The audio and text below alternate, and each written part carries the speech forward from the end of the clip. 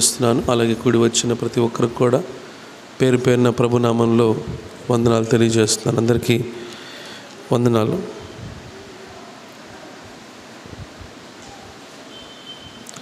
దేవుని వాక్యాన్ని చూద్దాం.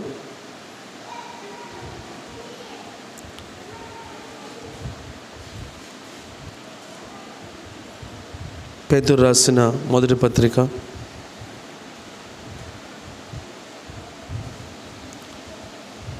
4వ అధ్యాయం 17వ వచనం చదువుదాం.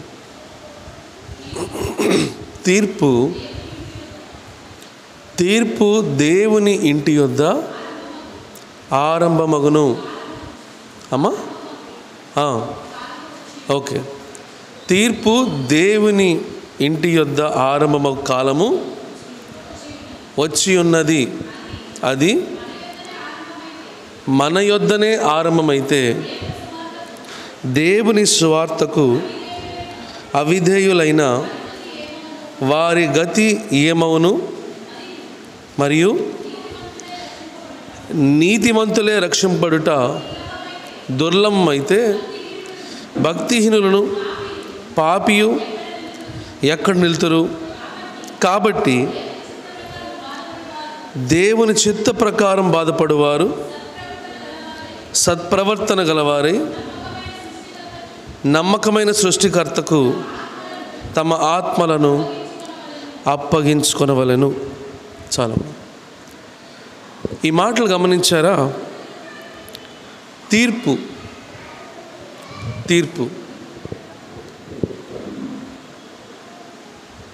For it is time for judgment to begin with God's household. తీర్పు దేవుని ఇంటి దగ్గర నుంచి మొదలవుతుందంట. దేవుడు తన ప్రజలకు తీర్పు తీరుస్తాడు అని చెప్పనని వాక్యం తెలియపరుస్తుంది.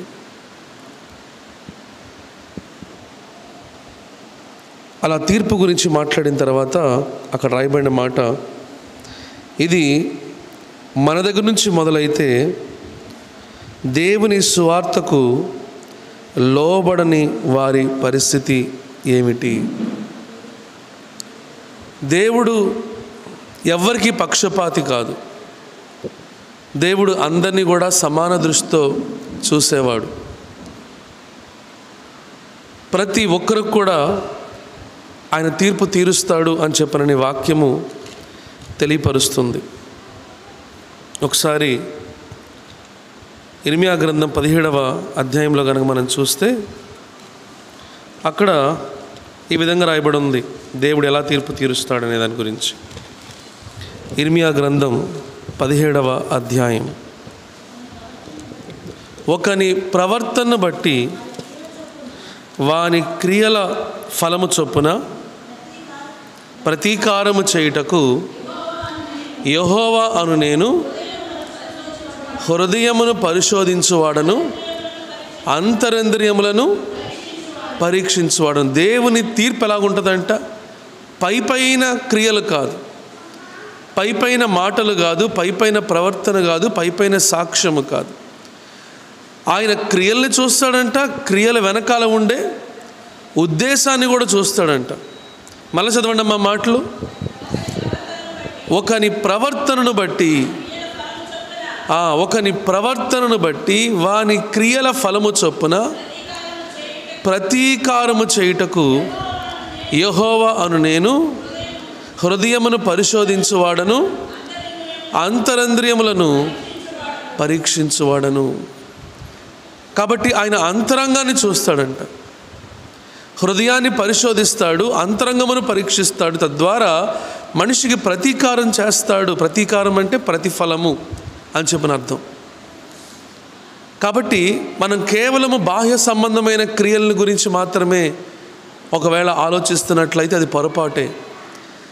దేవుడు జనం దృష్టికి మనం మంచి పనులు చేస్తున్నట్టు కనబడుతున్నా మన క్రియల వెనకాల ఉద్దేశం ఏంటో సమస్తము ఎరిగినవాడు. దానికి అనుగుణంగా తీర్పు తీర్చేవాడు.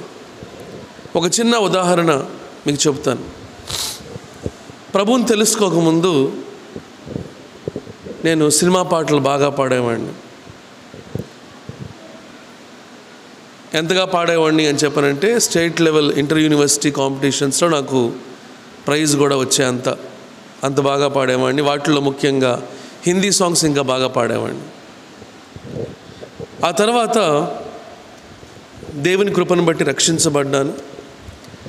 రక్షించబడిన తర్వాత మొట్టమొదటిసారి చర్చ్లో కాంపిటీషన్స్ జరుగుతూ ఉంటే ఆ కాంపిటీషన్కి నేను కూడా పేరు ఇవ్వాలని, నేను కూడా పేరిచ్చి నేను కూడా ప్రాక్టీస్ చేస్తున్నాను.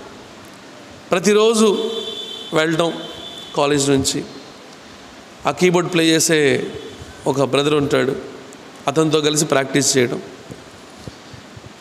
ఇక ఆ బ్రదర్ ఆహా ఓహో అంటూ ఉండేవాడు. ఆయన ఆహా ఓహో అంటూ ఉంటే నేను కూడా అలా కాస్త పైకి వెళ్ళేవాడిని. ఇంకా నాకే వచ్చేది అని చెప్పేసి అనుకుంటూ ఉండేవాడిని. కాంపిటీషన్ రానే వచ్చింది. అందరు పాడుతున్నారు, నాకు ఆన్లా వాళ్ళు పాడుతుంటే. ఎందుకంటే నేను బాగా పాడుతాను ఫీలింగ్ కదా. వాళ్ళు పాడితే నాకు ఆన్లా, వాళ్ళు ఎవరు సరిపోలా, మనకే వచ్చేది ఇంకేముందని చెప్పేస్తానని అలా అనుకుంటా బాగానే పాడాను. హృదయం అందరితోనే పాడాను. అంతా పాడిన తర్వాత ప్రైజ్ అనౌన్స్ చేస్తున్నారు. లాస్ట్ నుంచి చెప్తున్నారు. లాస్ట్ అంటే కన్సోలేషన్ నుంచి చెప్తున్నారు. సో కన్సోలేషన్ సెకండ్ ప్రైజ్ అని అనౌన్స్ చేశారు. ఓ పాపం వీళ్ళ కన్సోలేషన్ వచ్చినట్టుంది, పోన్లే అనుకున్నాను. So last consolation second prize అయిపోయింది, కన్సోలేషన్ ఫస్ట్ ప్రైజ్ అయిపోయింది. ఇప్పుడు అసలు ప్రైజ్ అనమాట, థర్డ్ ప్రైజ్ అని అనౌన్స్ చేశారు. ఎవరో పేరు చదివారంటే నాకు ఫస్ట్ కానీ సెకండ్ కానీ వచ్చి ఉంటుంది అనమాట అని చెప్పి అనుకున్నాను. ఇప్పుడు సెకండ్ ప్రైజ్ అని అనౌన్స్ చేశారు. సెకండ్ ప్రైజ్లో కూడా నా పేరు లేదు, అంటే ఫస్ట్ ప్రైజ్ వచ్చి ఉంటుంది అనమాట అని చెప్పి అనుకున్నాను.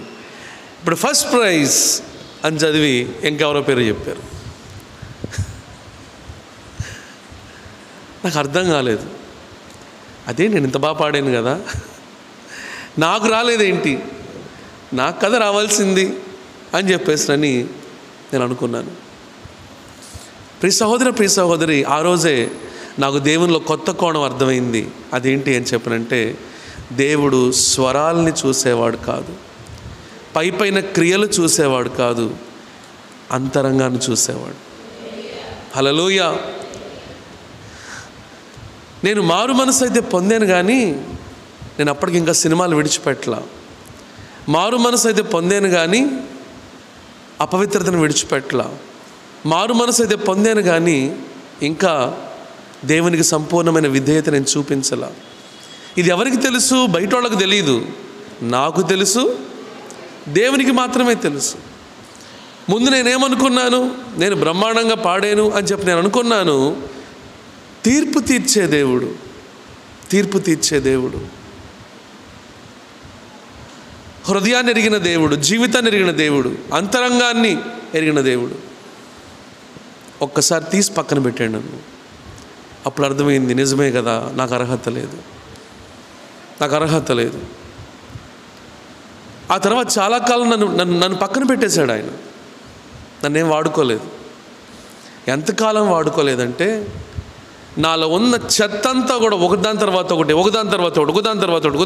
ఒకటి తీసేసిన తర్వాత, నేను సినిమాలు మానేసిన తర్వాత, సినిమా పాటలు మానేసిన తర్వాత, ఈ వ్యర్థమైన వాటన్నిటిని కూడా నా జీవితంలో తీసేసుకున్న తర్వాత, అప్పుడు బాంబేలో ఫస్ట్ టైం ఇంగ్లీష్ సాంగ్ స్క్వైర్కి వాళ్ళు పాడుతుంటే, నాకు వాళ్ళలాగా పాడటం రాదు. నాకు వాళ్ళు పిలుస్తున్నారు, రవి నువ్వు కూడా మాతో కలిసి పాడు అని చెప్పినాను. ఆ రోజు నాకు దేవుడు పిలుస్తున్నట్టుగా అనిపించింది. హల్లెలూయా. అంతకుముందు క్వైర్గా పాడటం నాకు ఇష్టం ఉండేది కాదు, కానీ మొట్టమొదటిసారి దేవుని కోసం పాడాలి అనే మనసు నాలో రగిలింది. హల్లెలూయా. దేవుని కోసం నాకు వాళ్ళందరూ దేవదూతల్లాగా కనిపించారు. వాళ్ళందరి మధ్యలో పాడే యోగ్యత నాకు లేదు, అయినప్పటికి కూడా దేవుడు నాకు కృపను అనుగ్రహించి దేవుడు వాళ్ళతో పాటు పాడటానికి అవకాశం ఇస్తున్నాడని ఆ రోజు నుంచి నా వైఖరి దేవుడు మార్చేశాడు. ప్రియ సహోదరి, దేవునికి తెలుసు మన అంతరంగం ఏంటో, దేవునికి తెలుసు మన హృదయం ఏంటో, దేవునికి తెలుసు మన ఆలోచనలు ఏంటో, దేవునికి తెలుసు మన ప్రవర్తన ఏంటో, దేవునికి తెలుసు మన నడుస్తున్న మార్గం ఏంటో. మనుషులకు తెలియకపోవచ్చు, మనుషులు కనిపెట్టలేకపోవచ్చు, మనుషులు అంచనా వేయలేకపోవచ్చు, మనుషులు గమనించలేకపోవచ్చు. దేవుడు ఏం చూస్తాడంట? ఒకని ప్రవర్తన బట్టి వాని క్రియల యొక్క ఫలము చొప్పున ప్రతీకారము చేయుటకు యెహోవా అను నేను హృదయము. హల్లెలూయా. దేవుని దగ్గరికి వచ్చిన వారు ఎప్పుడూ కూడా గుర్తుపెట్టుకోవాల్సింది హృదయమును గుర్తుపెట్టుకోవాలి. దేవుడు పైపైన క్రియలు, పైపైన మాటలు ఇవన్నీ కాదు దేవుడు లక్ష్య పెట్టేది. దేవునికి కావాల్సింది ఏంటి అని చెప్పనంటే హృదయము. ఒకప్పుడు నా వైఖరికి ప్రభువుని తెలుసుకున్న తర్వాత ఇప్పుడు నా వైఖరికి ఎంతో వ్యత్యాసం. ఏంటా వ్యత్యాసం అని చెప్పనంటే దేవుడు ఏం చూస్తాడు? దేవుడు పై వేషాన్నిగా చూసేది, పై రూపాన్నిగా చూసేది, పైన ఫ్యాషన్లుగా చూసేది.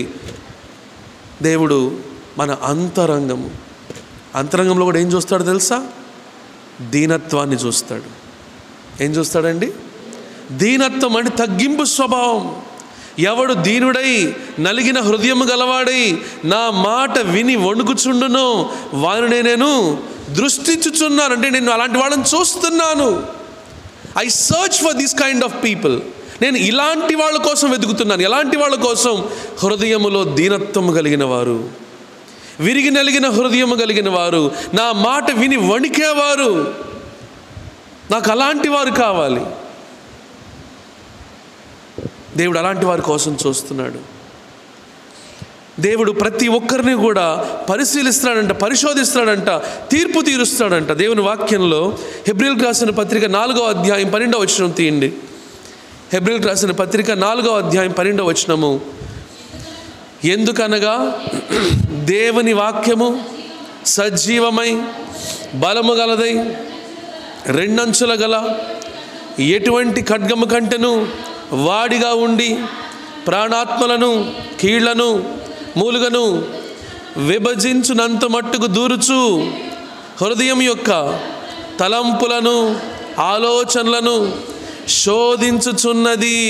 దేవుని వాక్యం ఏం చేస్తుందంటే అండి, ఒక స్కానింగ్ మెషిన్ చేసే పని దేవుని వాక్యం చేస్తుంది. ఇంతకుముందు ఎక్స్రేలు ఉండేవి, తర్వాత స్కానింగ్ మెషిన్స్ వచ్చేవి. స్కానింగ్ మెషిన్స్ ఏం చేస్తాయి? మనిషి అవయవాలు ఎలా పనిచేస్తున్నాయో చూస్తాయి. ఈ స్కానింగ్ మెషిన్స్ వచ్చిన తర్వాత అడ్వాన్స్ టెక్నాలజీ వచ్చింది. ఎంఆర్ఐ స్కాన్, సిటీ స్కాన్ అంటే మరింత డీప్గా స్టడీ చేయటం, నర్వ్స్ని, నర్వస్ సిస్టమ్ని, నరాల్ని డీప్గా స్టడీ చేయటం, బ్రెయిన్లో ఉన్న నర్వ్స్ని, సెన్సిటివ్ పార్ట్ని కూడా డీప్గా స్టడీ చేయటం ఈ స్కానింగ్ మెషిన్స్ చేసే పని. వాటన్నిటికన్నా కూడా పదునైంది దేవుని వాక్యం. హల్లెలూయా. దేవుని వాక్యం ఏం చూస్తుంది అని చెప్పనంటే ఏ నరమానవుడు చూడలేంది దేవుని వాక్యం చూడగలదు.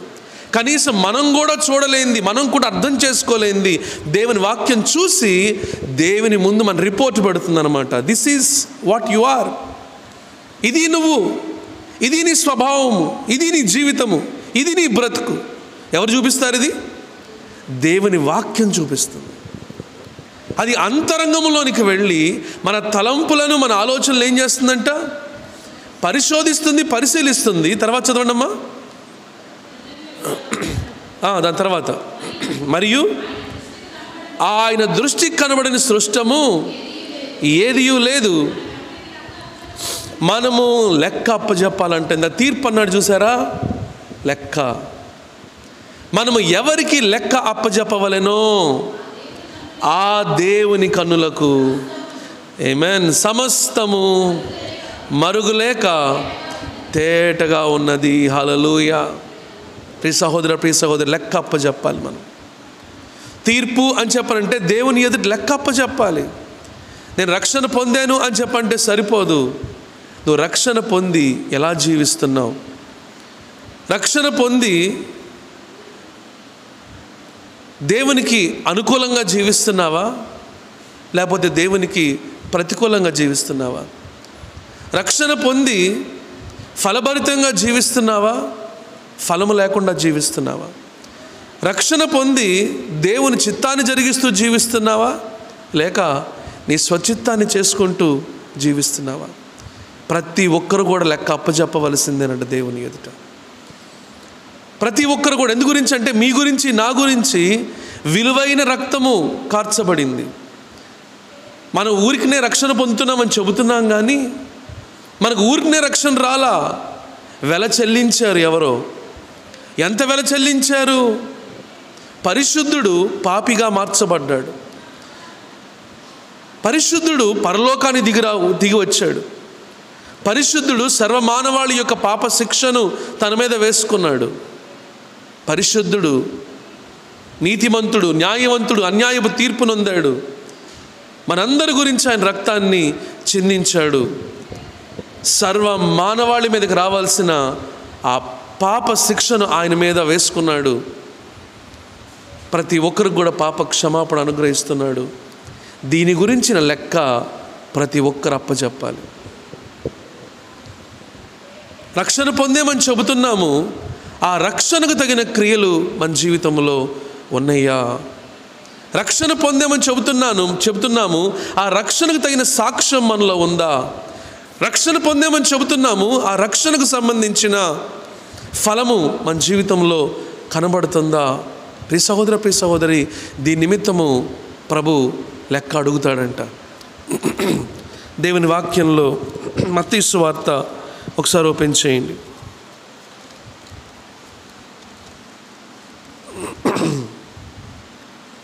మత్తయి సువార్త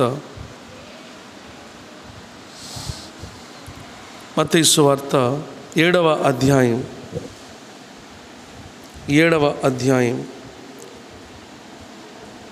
21వ వచనం చదవండమ్మా.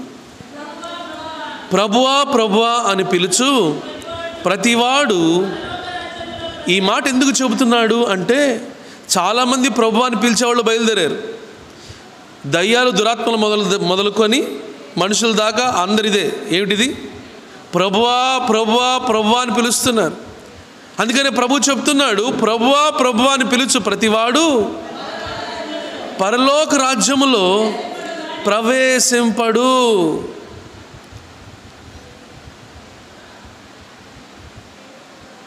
ఎందుకంటే ఈ క్లారిటీ ఇస్తున్నాడు. పత్రికల్లో ఒక చోట ఉంది, నోటితో యేసుక్రీస్తు ప్రభు రక్షకుడని ఒప్పుకున్నట్లయితే ఆ వ్యక్తి రక్షించబడతాడు అని చెప్పినని. దాని క్లారిటీ ఈ వాక్యం ఇస్తుంది. Not every one who calls upon me lord lord will enter into the Kingdom of haven. ప్రభువా ప్రభువా అని పిలుచు ప్రతివాడు పిలుపును బట్టి పరలోక రాజ్యంలో చేరడు. పిలుపును బట్టి తండ్రి యొద్దకు రాడు. పిలుపును బట్టి రక్షించబడడు. చదవండి అమ్మా. కానీ పరలోకమందున నా తండ్రి, ఆమేన్, పరలోకమందున నా తండ్రి చిత్తము, పరలోకమందున నా తండ్రి చిత్తము. ఇది చాలా ప్రాముఖ్యం అమ్మా. దేవుని బిడ్డలు, రక్షించబడిన వాళ్ళు ముఖ్యంగా, వాళ్ళు ఉద్యోగం చేసినా, వ్యాపారం చేసినా, వాళ్ళు ఏ పని చేసినా కూడా వాళ్ళు దేవుని చిత్తములో ఉంటారు, ఉండాలి. అలా కానప్పుడు నువ్వు నీ కోసం బతుకుతున్నావు, నువ్వు నీ స్వార్థం కోసం బ్రతుకుతున్నావు. ప్రభు నన్ను బాంబే తీసుకెళ్ళినప్పుడు చాలా పెద్ద కంపెనీ, చాలా మంచి కంపెనీలో, ఇండియాలోనే లార్జెస్ట్ సాఫ్ట్వేర్ కంపెనీ, దాంట్లో పనిచేయడం ప్రభు అవకాశం ఇచ్చాడు. కానీ చాలా తక్కువ టైంలో చాలా ప్రెషర్ నేను అనుభవించాను. చాలా ప్రెషర్ అనుభవించాను. అందరికీ ఏసీ, లక్షల జీతం ఇవే కనపడతాయి, కానీ లోపల ఫేస్ చేసే ప్రెషర్ అందరికీ తెలియదు. అలాంటి ప్రెషర్ నేను ఫేస్ చేస్తున్నప్పుడు నాకు ఆ ఉద్యోగంలో నుంచి ఎప్పుడు బయటికి రావాలని చెప్పి అనిపించేది. ఎప్పుడెప్పుడు బయటకు వచ్చేద్దాం, ఎప్పుడెప్పుడు బయటకు వచ్చేద్దాం, ఎప్పుడెప్పుడు బయటకు వచ్చేద్దాం, ఇదే ఆలోచన. ఒకసారి మాకు జరిగిన టీమ్ మీటింగ్స్లో కానీ, లేకపోతే టీమ్ లంచ్ ఇలాగ ఉంటాయి. వాటిల్లో మా సౌత్ ఇండియన్ మేనేజర్ ఒక ఆవిడ బెంగళూరు నుంచి వస్తే, ఆవిడ నా బాగా పరిచయం అయ్యారు. ఆవిడతో మాట్లాడినప్పుడు, ఓకే రవి, నాకు నీ గురించి అర్థమైంది, నిన్ను ఇంకో బ్రాంచ్లో షిఫ్ట్ చేద్దాం, నువ్వు నాతో మాట్లాడు అని చెప్పేసి అని ఆవిడ అన్నారు. ఆ తర్వాత నేను మందిరానికి వచ్చి మోకరించి దేవుని ఎదురు అడుగుతున్నాను, ప్రభువా నేను చేస్తుంది కరెక్టేనా అని అడిగాను నేను. ఇక అంతే, మామూలుగా మాట్లాడాల దేవుడు నాతోటి. నువ్వు సొంత నిర్ణయాలు తీసుకుంటున్నావు, సొంత నిర్ణయాలు తీసుకుంటే ఖడ్గం పాలవుతావు అని చెప్పి నువ్వు మాట్లాడాడు. భయం వేసిపోయింది నాకు, ఇలా కూడా మాట్లాడుతాడు దేవుడు అని చెప్పి. నువ్వు సొంత నిర్ణయాలు తీసుకుంటున్నావు ఏంటండి? ఉద్యోగం గురించి చెప్తున్నాను నేను. ఉద్యోగంలో నేను చాలా ప్రెషర్ ఫేస్ అవుతున్నాను, నేను చాలా అవమానం ఫేస్ అవుతున్నాను, నేను చాలా ఇబ్బందికరమైన పరిస్థితి ఫేస్ చేస్తున్నాను నేను. కానీ దేవుడు నువ్వు అక్కడే ఉండాలి. ప్రియ సహోదరి, రక్షించబడిన ప్రతి ఒక్కరికి కూడా దేవుడు అణిచిపెడతాడు ముందు. ఎందుకంటే దేవుడు కోరుకునే దీనత్వం లేకుండా, దేవుడు కోరుకునే పరిశుద్ధత లేకుండా, దేవుడు కోరుకునే విధేయత లేకుండా దేవుడు నిన్ను వాడుకోలేడు, దేవుడు నిన్ను హెచ్చించలేడు, దేవుడు నీ ద్వారా తన నామాన్ని మహింపరుచుకోలేడు, ఘనపరుచుకోలేడు. మనిషి తత్వం ఎప్పుడు కూడా ఎలాగుంటుంది అని చెప్పారంటే, తనను తాను కనపరుచుకోవాలి, తనను తాను ఘనపరుచుకోవాలి, తనను తాను హెచ్చించుకోవాలి. తనకు సులువైంది, తన దృష్టిలో అనుకూలమైంది, తనకు అన్ని విధాలుగా క్షేమకరమైంది అన్నట్లుగా మనిషి చూసుకుంటాడు. కానీ నువ్వు రక్షించబడ్డావు అని చెప్పనంటే ఆ క్షణము నుంచి నువ్వు నీ సొత్తు కాదు, నువ్వు ఎవరి సొత్తు? That's it. నువ్వు రక్షించబడిన మరుక్షణం నువ్వు నీ సొత్తు కాదు, నువ్వు దేవుని సొత్తు. అంటే నా మట్టుకైతే ఇక మీద బ్రతికేది నా జీతాన్ని బట్టి కాదు నేను మారాల్సింది, నా పరిస్థితులను బట్టి కాదు నేను మారాల్సింది, లేకపోతే నాకున్న అవసరతలను బట్టి కాదు నేను మారాల్సింది, దేవుని సెలవును బట్టి మాత్రమే నేను మారాలి. ఇది చెప్పినంత ఈజీ కాదు ఇప్పుడు మీతో నేను మాట్లాడుతున్న విషయం. ఎందుకంటే నేను అంత అనుభవించాను నేను. అయితే వీటన్నిటి మధ్యలో, ఈ నిందల మధ్యలో, అవమానాల మధ్యలో, బాధల మధ్యలో, ఒంటరితనం మధ్యలో, ఈ వేదన మధ్యలో, శోధనకరమైన పరిస్థితుల మధ్యలో దేవుడు నాకు ట్రైనింగ్ ఇస్తున్నాడు. 1, 2 నన్ను సాక్షిగా నిలబెట్టాడు వాళ్ళందరి ముందు. హల్లెలూయా. మా కంపెనీలో నేను దేవుని గురించి సాక్ష్యం ఇవ్వడానికి ప్రభు నన్ను నిలబెట్టాడు. నేను అనుకున్నాను, నేను నా ఉద్యోగం నిమిత్తం వెళ్ళానని చెప్పి అనుకున్నాను. నో, దేవుడు నన్ను తీసుకెళ్ళింది, ఉద్యోగం అనేది బయటికి కనపడుతుంది జనాలకి, నన్ను తీసుకెళ్ళింది దేవుని పర్పస్ మీద తీసుకెళ్ళాడు దేవుడు నన్ను. హల్లెలూయా. అక్కడే నాకు సాక్ష్యం చెప్పడం నేర్పించాడు. ఎన్ని నిమిషాలు తెలుసా? 10 నిమిషాల్లో సాక్ష్యం చెప్పేసేయాలి. ఎంతసేపట్లో? నేను 2 పేజీలు రాశాను. 2 పేజీలు రాసి అక్కడ నిలబడితే ఎంతసేపు చెప్పాలి? 10 నిమిషాలు కూడా అక్కడ ఉండేవారు. ఇక టైం అయిపోతుంది అన్నట్టు చూస్తారు మన వైపు. అంటే 10 నిమిషాలు అంత ఎఫెక్టివ్గా ఎలా చెప్పాలి? దేవుడు చెప్పిస్తాడు. హల్లెలూయా. నువ్వు దేవుని మీద ఆధారపడినప్పుడు దేవుడు చెప్పిస్తాడు. ఇవన్నీ నాకు ట్రైనింగ్. అక్కడ ఎంతోమంది ఆత్మీయులను కలుసుకోవడానికి ప్రభు నాకు సహాయం చేశాడు. ఎంతోమంది భక్తి కలిగిన వాళ్ళని కలుసుకోవడానికి ప్రభు నాకు సహాయం చేశాడు. ఆత్మీయమైన జీవితం అంటే ఎలాగుంటుందో తెలుసుకోవడానికి ప్రభు నాకు సహాయం చేశాడు. నా ఉద్యోగాన్ని బట్టి నేను మారతాను అని చెప్పనంటే దేవుడు ఒప్పుకోలేదు, ఊరుకోలేదు. నువ్వు ఉండాల్సిందే. ప్రభువా అవమానం, పర్వాలేదు ఉండు. ప్రభువా బాధగా ఉంది, పర్లేదు ఉండు. ప్రభువా వేదన, పర్లేదు ఉండు. ప్రభువా నాకు నచ్చింది, నేను చేయగలిగింది ఇంకోటి ఉంది, ప్రభువా పర్లేదు ఉండు. ఇది నీకు అవసరం, ఇది నీకు అవసరం. ఒకరోజు చర్చిలోనే వరండాలో కూర్చొని మాట్లాడుకుంటున్నాం. మేము దేని గురించి మాట్లాడుకుంటున్నాం? ఆత్మీయమైన విషయాల గురించే మాట్లాడుతున్నాము. కౌన్సిలింగ్ చేసే సహోదరుడు నాతో మాట్లాడుతూ దేవుని ప్రజలు ఎలాంటి పరిస్థితుల ద్వారా వెళ్ళాలో అవన్నీ చెబుతూ ఉన్నాడు నాతోటి. అతను చెబుతూ ఉంటేనే నాకు అర్థమైపోతూ ఉంది, ఇవన్నీ నా జీవితంలో రాబోతున్నాయి, ఈ శ్రమలు నా జీవితంలో రాబోతున్నాయి, ఈ పరిస్థితులు నా జీవితంలో రాబోతున్నాయి అని చెప్పనని నేను భరించలేకపోయాను. దాన్ని, ఆ శ్రమను భరించలేకపోయాను. నా ముందున్న సవాళ్ళని భరించలేకపోయాను. ముందుగా నేను తెలియపరుస్తున్నాడు. ఆయన వెళ్ళిపోయిన తర్వాత వెళ్ళి ఆ డయాస్ మీద పడి, నన్ను ఎందుకు ప్రభువా ఎన్నుకున్నావు, నన్ను ఎందుకు ప్రభువా ఏర్పాటు చేసుకున్నావు, నేను ఇంత బలహీనుడిని కదా, నేను తట్టుకోలేను, నేను భరించలేను ప్రభువా, అని చెప్పినని భయంకరంగా ఏడ్చాను దేవుని దగ్గర. నేను ఎక్కువ సమయం కన్నీటిలోనే గడిపానమ్మా. నేను ఉద్యోగం చేసినప్పుడు కానీ చేసిన తర్వాత కానీ ఎక్కువ సమయం కన్నీరే కన్నీరే కన్నీరే కన్నీరే కన్నీరే. ఆ కన్నీటిలోనే వంచి పడేశాడు దేవుడు నన్ను. హల్లెలూయా. ఆ పరిస్థితులు నాకు అవసరం, ఆ పరిస్థితులు నాకు అవసరం. ఆ పరిస్థితుల మధ్యలో దేవుడు నాకు నేర్పించింది ఏంటి అని చెప్పనంటే, క్లిష్టమైన పరిస్థితుల్లో కూడా విధేయత. అన్ని పరిస్థితులు బాగుంటే విధేయత కాదు, పరిస్థితులు బాగోనప్పుడు నువ్వు విధేయుడిగా విధేయురాలుగా ఉంటావా? పరిస్థితులు బాగోనప్పుడు కూడా నువ్వు లోబడతావా? నిన్ను ఎదుటి వాళ్ళు అణిచివేస్తున్నా, ఎదుటి వాళ్ళు కృంగదీస్తున్నా, ఎదుటి వాళ్ళు ఇబ్బంది పెడుతున్నా, ఎదుటి వాళ్ళు హేళన చేస్తున్నా, ఎదుటి వాళ్ళు మాట్లాడుతున్నా తగ్గించుకోగలవా? దేవుడు నేర్పిస్తున్నాడు పాఠాలు. ఈ పాఠాలు అత్యంత అమూల్యమైన పాఠాలు ప్రభు నాకు నేర్పించింది. నేను అక్కడ బాంబేలో ఉంటున్న సమయంలో నేను అనుకున్నాను, ఉద్యోగ నిమిత్తం వెళ్ళాను అని చెప్పి అనుకున్నాను. కానీ ప్రభు నాకు తన సేవకు సంబంధించిన విషయాల్ని ప్రభు నాకు నేర్పిస్తూ ఉన్నాడు. ప్రియ సహోదర, ప్రియ సహోదరి, రక్షించబడిన దగ్గర నుంచి ప్రభువుకంటూ మన పట్ల ఆలోచనలు ఉన్నాయి, ప్రభువుకంటూ మన పట్ల ప్రణాళికలు ఉన్నాయి. అవి మన పట్ల నెరవేరాలి అని చెప్పనంటే మనము దానికి సంపూర్ణంగా లోబడే మనస్తత్వం ఉండాలి. ఈరోజు చాలామంది దేవుని చిత్తం అని చెబుతారు, కానీ చాలామంది దేవుని చిత్తం తెలియదండి.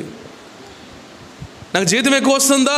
దేవుని చిత్తం, అదా దేవుని చిత్తం. లేకపోతే నాకు అంత అనుకూలంగా ఉందా? దేవుని చిత్తం. వివాహంలో అందమైన అమ్మాయా, ఆస్తి కలిగిన అమ్మాయా? దేవుని చిత్తం. అలా అయిపోయింది దేవుని చిత్తం ఈరోజు. ప్రభువా ప్రభువా అని పిలిచేవాడు కాదు, ఆయన ఏం చెబితే అది చేసేవాడు. ఆయన ఏం చెబితే అది చేయడానికి సిద్ధంగా ఉండేవాడు. ఆయన ఏం చెబితే అది చేయడానికి అవసరమైతే వెల చెల్లించేవాడు. అలాంటి వాడు పరలోక రాజ్యానికి వారసుడు అవుతాడు. అలాంటి వాడు నన్ను వెంబడించేవాడు అవుతాడు. అలాంటి వాడు నా శిష్యుడిగా ఉంటాడు. చదవండి, మా మాటలు చదవండి ఒకసారి. ప్రభువా ప్రభువా అని పిలుచు ప్రతివాడు పరలోక రాజ్యంలో ప్రవేశింపడు. ఎందుకు ప్రవేశింపడు? ఎందుకు ప్రవేశింపడు అని చెప్పనంటే తండ్రి చిత్తము చెయ్యడు గనక. ఎంతమంది వివాహాల్లో తండ్రి చిత్తం జరుగుతుందండి ఈరోజు? ఎంతమంది ఉద్యోగాల్లో తండ్రి చిత్తం జరుగుతుందండి ఈరోజు? ఎంతమంది కుటుంబాలు తండ్రి చిత్తం జరుగుతుందండి ఈరోజు? తండ్రి చిత్తం అనవసరం. అసలు తండ్రి చిత్తాన్ని గురించి అసలు పట్టించుకునే నాదుడు ఎక్కడ ఉన్నాడండి ఈరోజు? అసలు పెళ్లి కార్డుల మీద రాయడానికి చెప్తే పెళ్లి కార్డుల మీద ఏమని, ఇది మనకు బాగా తెలిసిన వాక్యాలు చెప్పండి.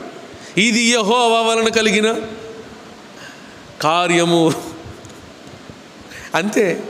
ఆ కార్డుల వరకే. వాస్తవ జీవితంలోకి వచ్చేటప్పటికల్లా తండ్రి చిత్తం కనిపించదు. ఉద్యోగంకి వచ్చేటప్పటికల్లా తండ్రి చిత్తం ఏంటి? తండ్రి చిత్తం ఏంటి? దేవుడు నీ ద్వారా ఏం చేయాలని చెప్పి అనుకుంటున్నాడు? దేవుని నీ పట్ల గొప్ప ఆలోచనలు ఉన్నాయి ప్రియ సహోదర, ప్రియ సహోదరి. మనుషులు చిన్న చిన్న వాటికి పడిపోతూ ఉంటారు. దేవుడు చూస్తాడు.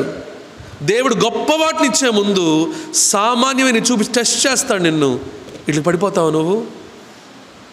రాళ్ళకే పడిపోతావా నువ్వు? వజ్రాలు, వైడూర్యాలు, మణిమాణిక్యాలు ఎదురు చూస్తాడు నీకోసం. హల్లెలూయా. అసలు సిస్లైన ఐశ్వర్యం ఎదురు చూస్తుంది నీకోసం. కానీ లోకంలో ఉన్న వాటి వైపు చూసి మనం పడిపోతూ ఉంటాం. దేవుడు పరీక్షిస్తాడు ప్రతి ఒక్కరిని కూడా. నిజముగా ఆశీర్వదించబోయే ముందు, నిజముగా హెచ్చించబోయే ముందు, నిజముగా ఉన్నతమైన స్థితిలో పెట్టబోయే ముందు అనేకమైన పరిస్థితుల మధ్యలో దేవుడు మనల్ని పెట్టి మనల్ని చూస్తాడు. మనము ఎలా జీవిస్తున్నాము, నీ నాణ్యత ఏంటి? బంగారంలో నాణ్యత ఉంది కదా. బంగారంలో ఏమేమి ఉందండి నాణ్యత? చెప్పండి అమ్మా.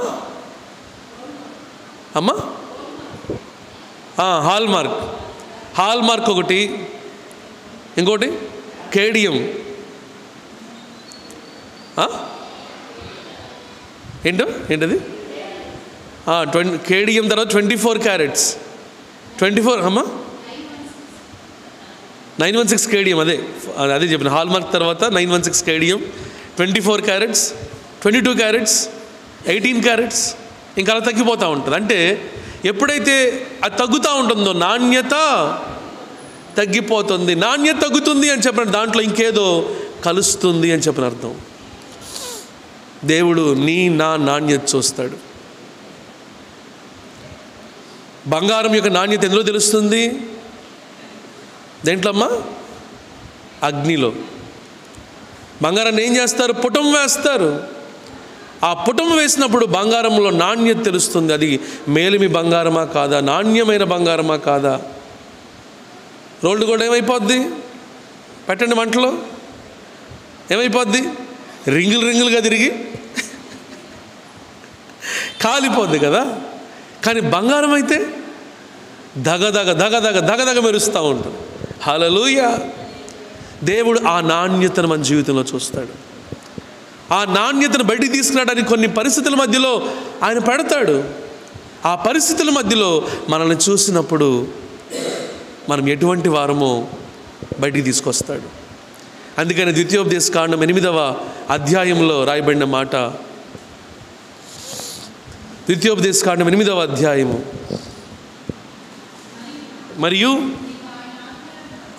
నీవు ఆయన ఆజ్ఞలను గైకొందువో లేదో అని నిన్ను శోధించి, చూసారా, నీ హృదయములో ఉన్నది తెలుసుకోవడానికి.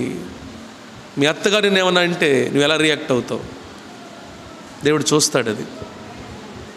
మీ అత్తగారు అంటే ఎలా రియాక్ట్ అవుతావు? మీ ఆడపడుచు ఏదన్నా అంటే ఎలా రియాక్ట్ అవుతావు?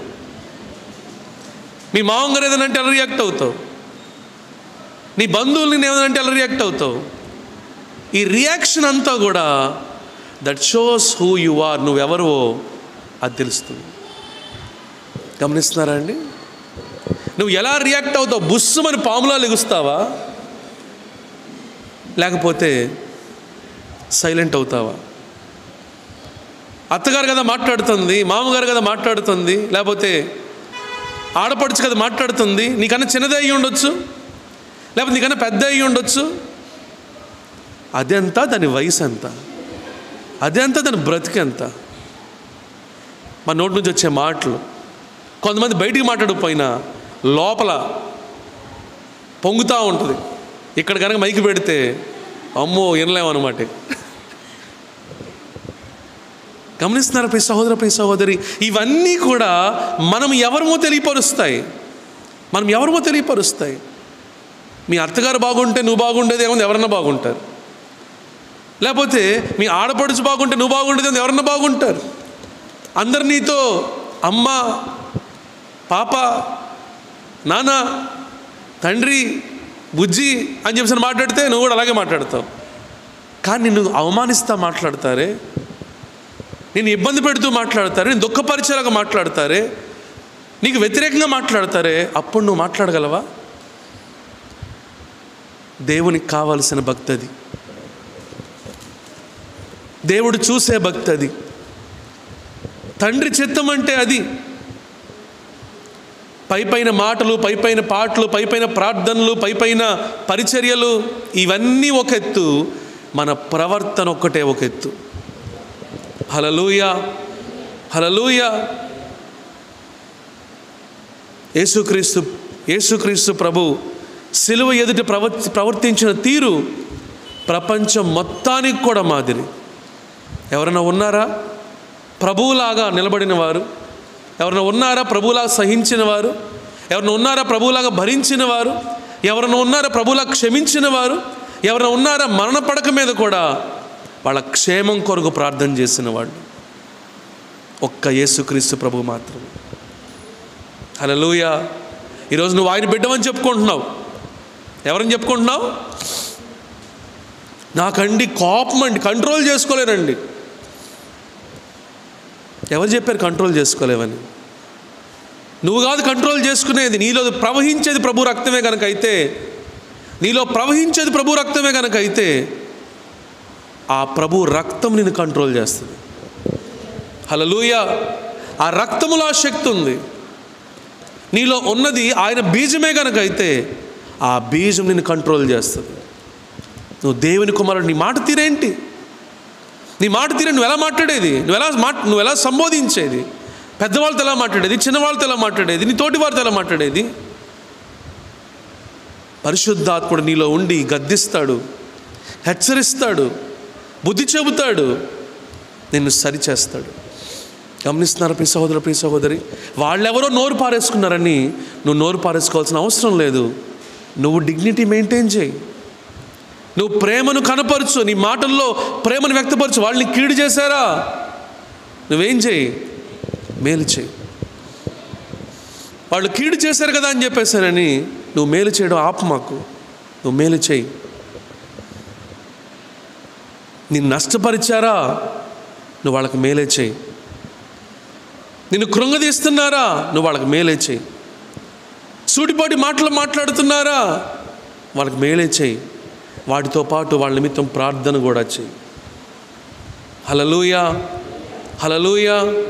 ప్రియ సహోదర, ప్రియ సహోదరి, ఈరోజు ఎన్ని కుటుంబాలు ఈ విధంగా ఉంటున్నాయండి? ప్రతి ఒక్కరు చెబుతారు, మా కుటుంబంలో ఆ సమస్య ఉందండి, మా కుటుంబంలో ఈ సమస్య ఉందండి, మా కుటుంబంలో ఆ శోధన ఉండండి, మా కుటుంబంలో ఈ శోధన ఉండండి.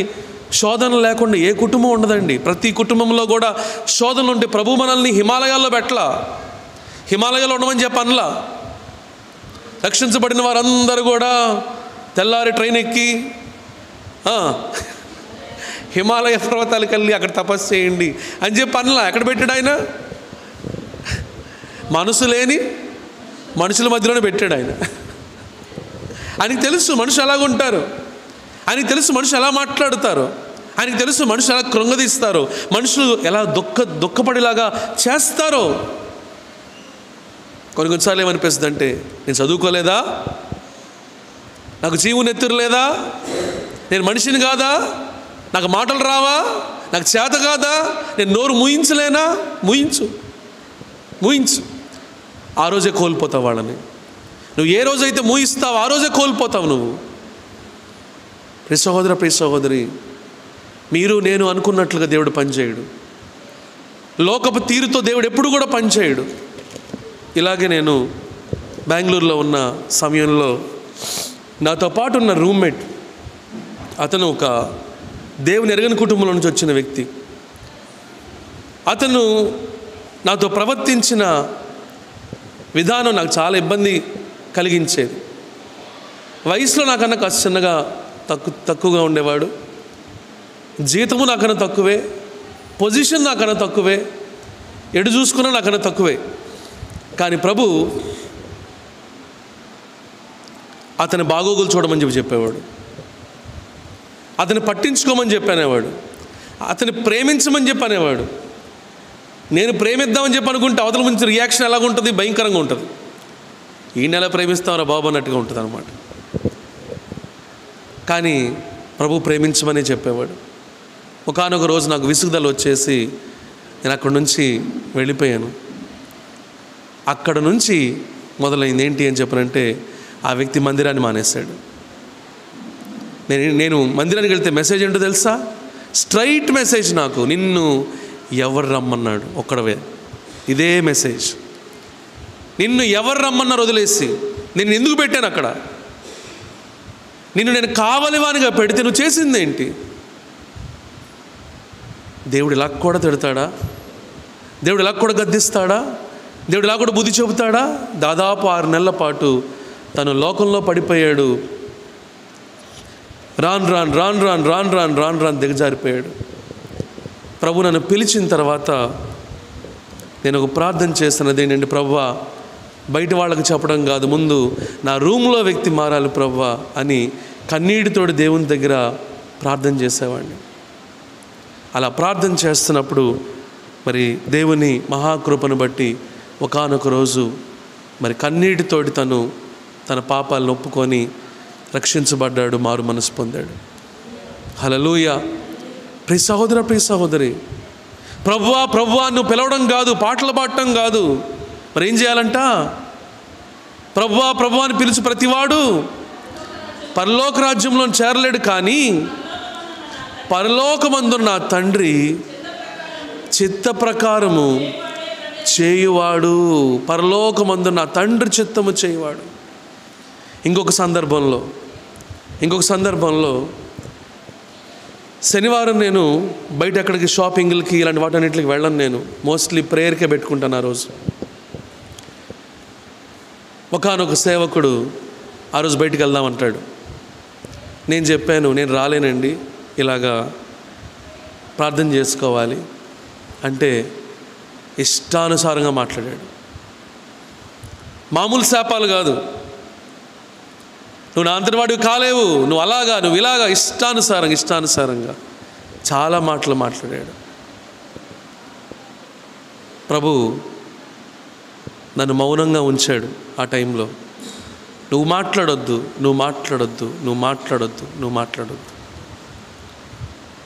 ఇది జరిగిన 2 రోజులకి మరి ఏ వ్యక్తి అయితే ఇలా మాట్లాడారో ఆయనే వచ్చి క్షమాపణ చెప్పాడు. హల్లెలూయా. అంత మాత్రమే కాదు, ఇది గమనిస్తున్నారు ఇంకొక వ్యక్తి. ఈ సీన్ అంతా గమనిస్తున్నారు. ఏ సీన్? వాళ్ళను మాట్లాడటం, నేను సైలెంట్గా ఉంటాం. ఇదంతా గమనిస్తున్న వ్యక్తి నా కాళ్ళ మీద పడబోయారు, రక్షించబడ్డారు, మారు మనసు పొందారు. హల్లెలూయా.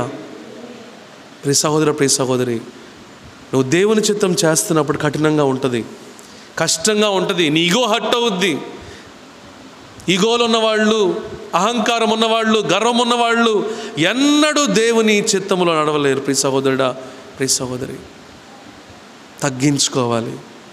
నువ్వు దేవుని మాట వినాలని తగ్గించుకోవాలి, దేవుని చిత్తము చేయాలంటే తగ్గించుకోవాలి. అది నేర్పించడం కోసం దేవుడు ఎవరన్నా వాడుకుంటాడు. అది నేర్పించే క్రమంలో దేవుడు నిన్ను మలుస్తాడు, మారుస్తాడు, నిన్ను వంచుతాడు. ఆయనకు అనుకూలమైన, అంగీకారమైన వ్యక్తిగా ప్రభు నిన్ను చేస్తాడు. అందుకని వాక్యం రాయబడిన మాట, ప్రభువా ప్రభువా అని పిలుచు ప్రతివాడు పరలోక రాజ్యములో ప్రవేశింపడు, కానీ పరలోకమందున్న తండ్రి చిత్తము చేయువాడు. యేసుక్రీస్తు ప్రభు గెత్సెమనే తోటలో చేసిన ప్రార్థన ఏంటి? తండ్రి, నీ చిత్తమైతే ఈ గిన్నె నా యొద్ద నుండి తొలగించండి. ఎందుకన్నాడు ఆ మాట? అది మన మామూలు విషయమా? సిలువ సర్వమానవాళి యొక్క పాప భారాన్ని ఆయన మీద వేసుకోబోతున్నాడు. ఆయన సర్వమానవాళి యొక్క పాప శిక్షను అనుభవించబోతున్నాడు. తండ్రితో సహవాసాన్ని కోల్పోబోతున్నాడు సిలువ మీద. ఇది మామూలు విషయం కాదు, చాలా తీవ్రమైన విషయం ప్రభువుకి. కాబట్టే ఆయన ప్రార్థన చేస్తున్నాడు. ఏమని? తండ్రి, నీ చిత్తమైతే ఈ గిన్నె నా యొద్ద నుండి తొలగించము, అయినను, చెప్పాలి, అయినను నా చిత్తము కాదు, నీ చిత్తమే. అప్పుడేం జరిగింది? పరలోకం నుండి దేవదూత దిగి వచ్చి ఆ దేవదూత ప్రభువుని బలపరిచెను అనే మాట రాయబడింది. ప్రియ సహోదర, ప్రియ సహోదరి, నీ సొంత ఇష్టం కాదు, నీ ఇంట్లో వాళ్ళ ఇష్టం కాదు, చివరికి నీ భార్య ఇష్టం కాదు, నీ భర్త ఇష్టం కాదు, నీ బంధువులు ఇష్టం కాదు, నీ స్నేహితులు ఇష్టం కాదు. ఎందుకంటే ఈ మాట వాడుతుంది చాలామంది. ఈ మాటలు చెప్తారు, నేను అలా అనుకోలేదండి, అంతా మా ఆయనే, నేనైతే అలా చేసేవాడిని కాదండి, అంతా మా ఆవిడే, అసలు నేనండి ఎంత అద్భుతంగా ఉండాలని చెప్పి అనుకున్నాను, అంతా మా వాళ్ళు చేశారండి. ప్రభువు ఎన్ని అడగడు. వాళ్ళు చేశారా, వీళ్ళు చేశారా, భార్య చేసిందా, భర్త చేశాడా, ఇవన్నీ అడగడు. నేను నీకు చెప్పింది ఏంటి అంటాడు. నేను నీకు చెప్పింది ఏంటి? పండు తినొద్దని ఎవరికి చెప్పాడమ్మా? పండు తినొద్దని ఎవరు చెప్పాడు ప్రభు? మీకు చెప్పాడు, నాకు చెప్పాడా? ఇద్దరు చెప్పాడా? ఏ ఇద్దరికి నాయన? ఇద్దరు చెప్పాడు? ఆదాముకు చెప్పాడు. ఎవరిని అడిగాడు ఫస్ట్? ఆదాముని అడిగాడు, అవని అడిగాడా? అసలు తింది ఎవరు ఫస్ట్? ఎవరిని అడగాలి ఫస్ట్? కానీ ఎవరిని అడిగాడు? నీకు చెప్పాను నేను. ఆదామా ఎక్కడా? నేను నీకు చెబితే నువ్వేం చేసావు? ప్రభువా, మా ఆవిడ నాయన, నాదేమి లేదు ప్రభువా, అంత ఆవిడే డామినేషన్, అంత ఆవిడే ప్రభు, తినమంది తినేసాను. ఊరుకున్నాడా? ఊరుకోలేదు.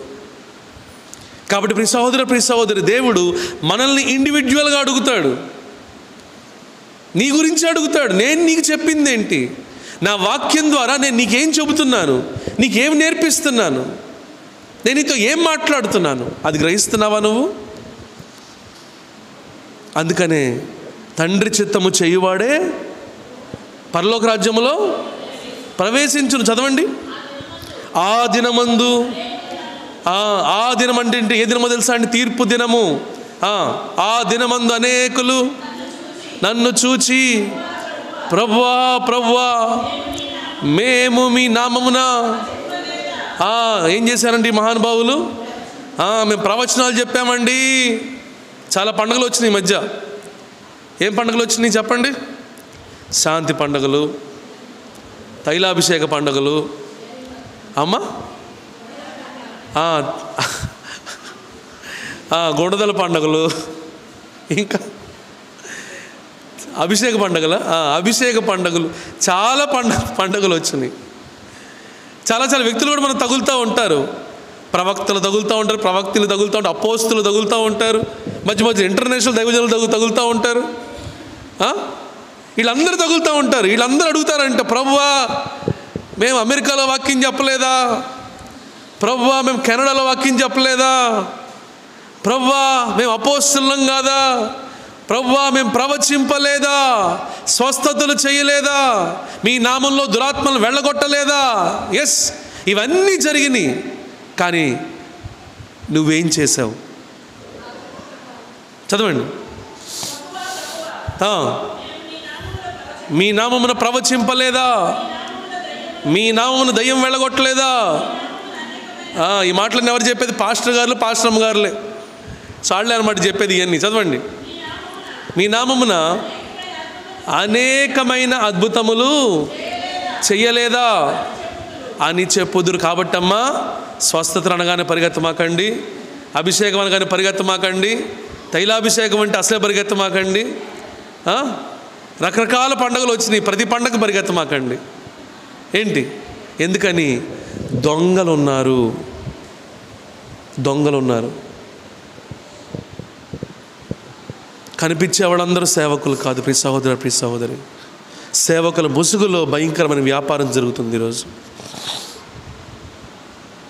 పరిచర్య, పేరుకు పరిచర్య, పేరే పరిచర్య, జరిగేదంతా వ్యాపారం. అలాంటి భయంకరమైన సేవకులు ఉన్నారు, అలాంటి భయంకరమైన ఆరాధికులు ఉన్నారు, అలాంటి భయంకరమైన సేవ చేస్తున్న వాళ్ళు ఉన్నారు. యూట్యూబ్లో ఛానల్ బట్టి, యూట్యూబ్లో రేటింగ్ను బట్టి, యూట్యూబ్లో మాటలను బట్టి రియాక్ట్ అయిపో మాకు. ఏం ఆరాధన, మావాడే బా ఆయన ఆరాధన చేస్తూ ఉంటే ఇంకేముంది?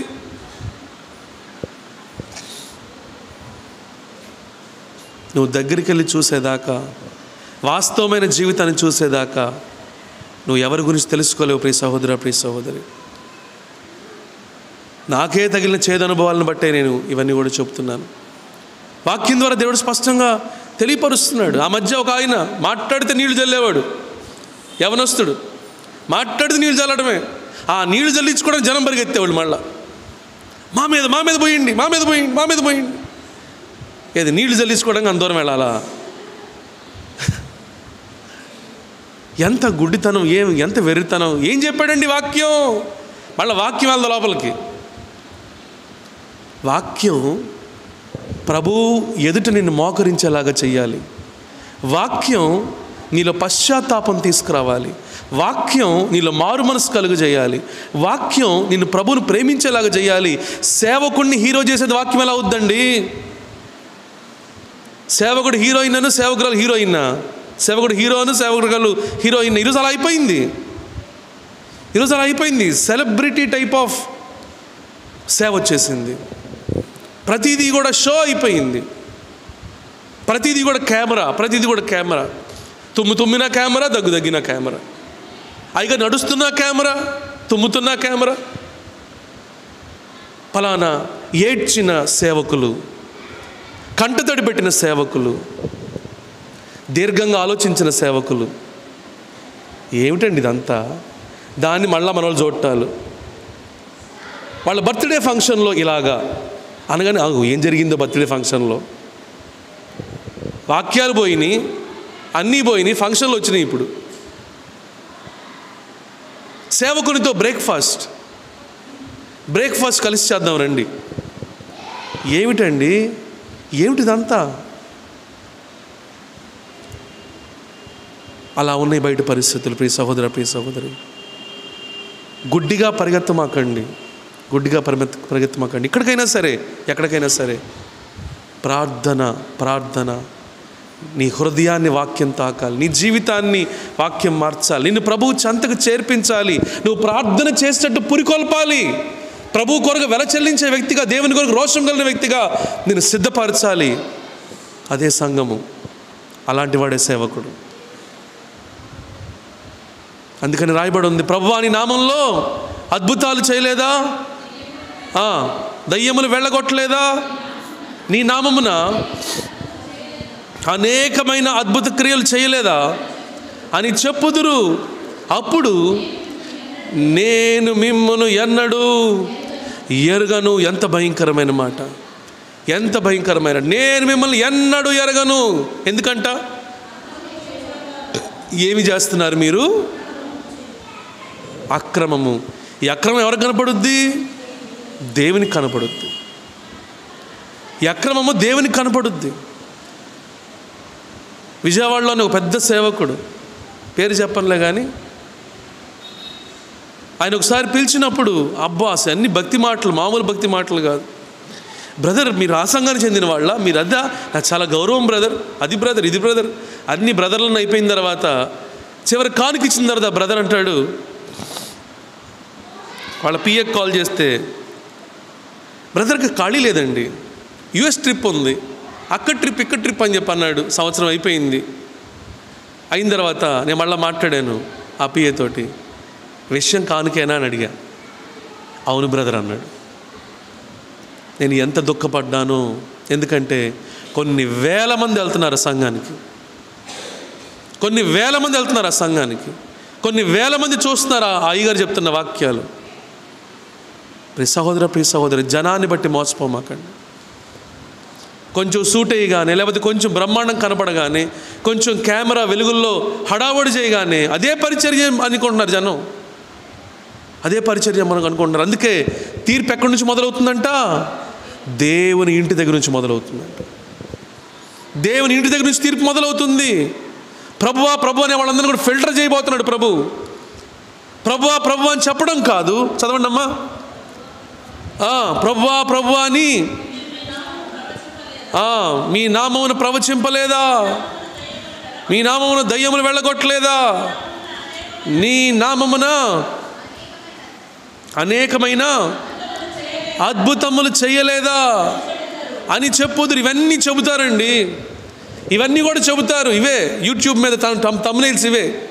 అయ్యగారు ప్రార్థన చేయగానే వర్షం ఆగిపోయింది, అయ్యగారు ప్రార్థన చేయగానే ఫలాంది జరిగింది, అయ్యగారు ప్రార్థన చేయగానే ఫలాంది జరిగింది, అయ్యగారు అయ్యగారు అయ్యగారు అయ్యగారు అయ్యగారు అయ్యగారు అయ్యగారు అయ్యగారు. అలాంటి వాళ్ళ గురించే రాయబడింది. అక్రమము చేయవారులారా, మీరేం చేస్తున్నారు? జనం ముందు మాత్రం షో చేస్తున్నారు, కానీ అంతరంగంలో అక్రమం చేస్తున్నారు. సంఘస్థులకి తీర్పు ఉంటుంది, సేవకులకి తీర్పు ఉంటుంది. ఎక్కడి నుంచి మొదలవుతుందండి అది తీర్పు? మోషేని గురించి రాయబడిన మాట ఏంటో తెలుసా? మోషే తన ఇల్లంతట్లో కూడా నమ్మకస్తుడంట. దేవుని ఇల్లంతట్లో కూడా నమ్మకస్తుడంట మోషే. మోషే లాంటి సాత్వికుడు ప్రపంచంలో ఎక్కడా లేడంట భూమి మీద. ఒక స్నేహితునితో మాట్లాడినట్టు మాట్లాడతాడంట దేవుడు, మోషేతో మాట్లాడినట్టు. అలాంటి